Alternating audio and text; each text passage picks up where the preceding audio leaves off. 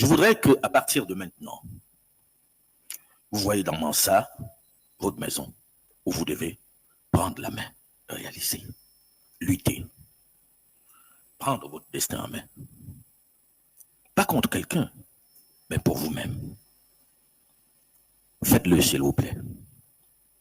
Nous essayons, autant que nous pouvons, cette équipe réduite, de tracer un peu la voie. Cette voie-là, elle est à améliorer. C'est à vous de la récupérer.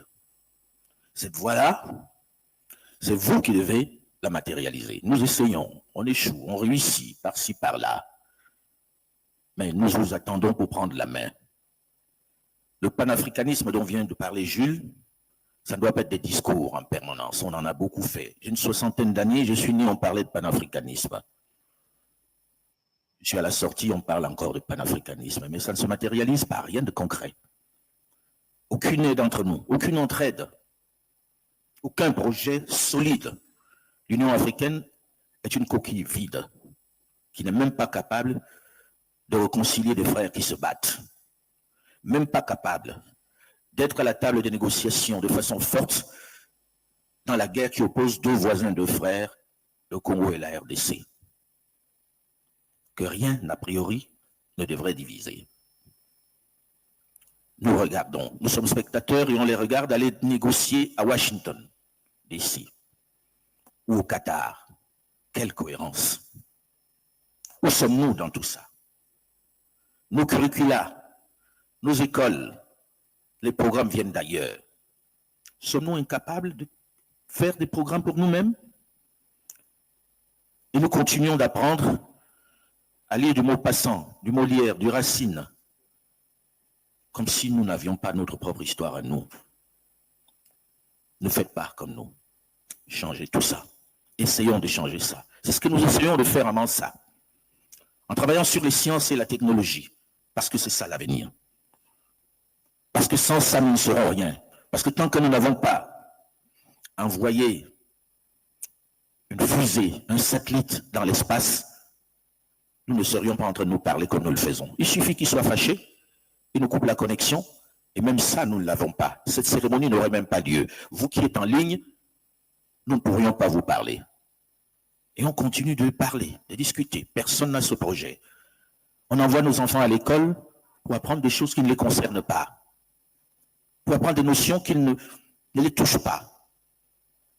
Et nous sommes contents de nous lever chaque matin et les accompagner là-bas dans cette écurie, dans ce que mon ami Serge Hamel Djoudjo a appelé une garderie pour adultes. Est-ce qu'on a besoin d'une garderie pour adultes? Les gens de ma génération ont vu les Coréens, les Singapouriens, les Taïwanais, beaucoup plus pauvres que nous. Désormais, quand on y va, on se fait discret, tellement ils ont évolué. Ils ont été aussi colonisés comme nous, pour la plupart. Est-ce qu'on va continuer de se cacher derrière notre petit doigt?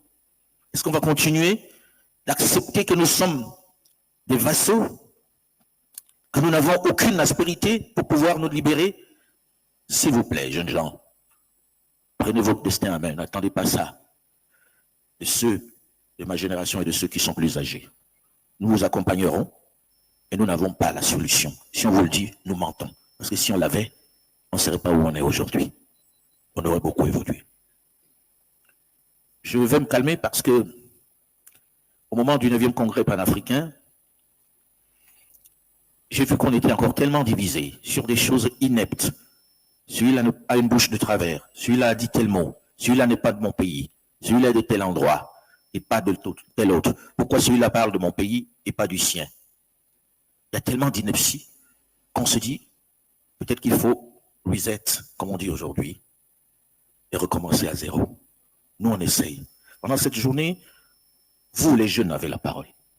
Nous avons fait l'effort, à Mansa, de vous réunir.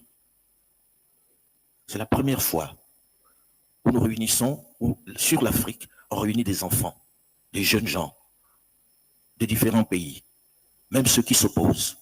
Je regarde dans cette salle ce que nous avons pu faire en réunissant des enfants de différentes nationalités qui ne se connaissaient pas ou qui se connaissent, pour qu'enfin on construise l'Union africaine, l'unité africaine dont on parle.